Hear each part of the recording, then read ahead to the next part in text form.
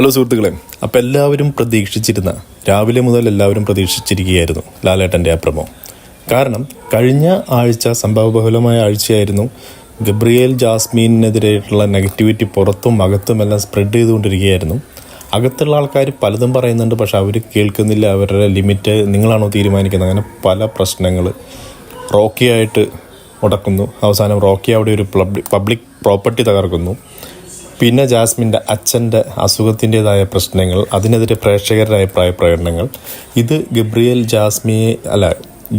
ജാസ്മിനെ അറിയിക്കണമെന്ന് ഒരു കൂട്ടം പ്രേക്ഷകർ പറയുന്നുണ്ട്. ഈ നെഗറ്റിവിറ്റി അത്രയധികം സ്ട്രോങ് ആയിട്ടാണ് നടക്കുന്നത്. അപ്പോൾ അടുത്ത ആഴ്ച എന്തൊക്കെയായിരിക്കും ലാലേട്ടൻ പറയാൻ പോകുന്നതെന്നെല്ലാം പ്രതീക്ഷിച്ചിരിക്കുകയായിരുന്നു പ്രേക്ഷകർ.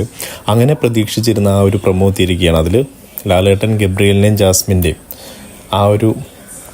അവരുടെ ആ ഒരു പ്രകടനത്തെ പറ്റി അവിടെ മത്സരാർത്ഥികളോട് തന്നെയാണ് ചോദിക്കുന്നത്. കാരണം ഒരു പ്രേക്ഷകരുടെ മുന്നിൽ ഇത് നെഗറ്റിവിറ്റി എന്നുള്ള രീതിയിലല്ല ഈ പ്രൊമോയിൽ കാണിക്കുന്നത്.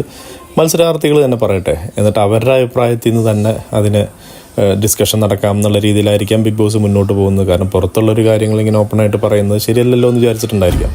ലാലേട്ടൻ കറക്റ്റായിട്ട് തന്നെ ഓരോരുത്തരോട് ചോദിക്കുന്നുണ്ട്. ഗബ്രിയേലിനെയും ജാസ്മിനെ പറ്റി എതിരെ തന്നെയാണ് പറയുന്നത്. അർജുൻ പറയുന്നുണ്ട് റിസോർട്ടിൽ വന്ന പോലെയാണെന്ന് പറയുന്നുണ്ട്. സിജോ പറയുന്നത് ആ ഒരു വാഴ നട്ടിരിക്കുന്ന സ്ഥലത്ത് മാത്രമേ അവരെ കാണാൻ പറ്റുന്നുള്ളൂ എന്ന് പറയുന്നുണ്ട്. പിന്നെ യമുന റാണി പറയുന്നുണ്ട് രണ്ടുപേരുടെയും ഒരേ അഭിപ്രായങ്ങളാണെന്ന്. അങ്ങനെ പലരും പറയുന്നുണ്ട്.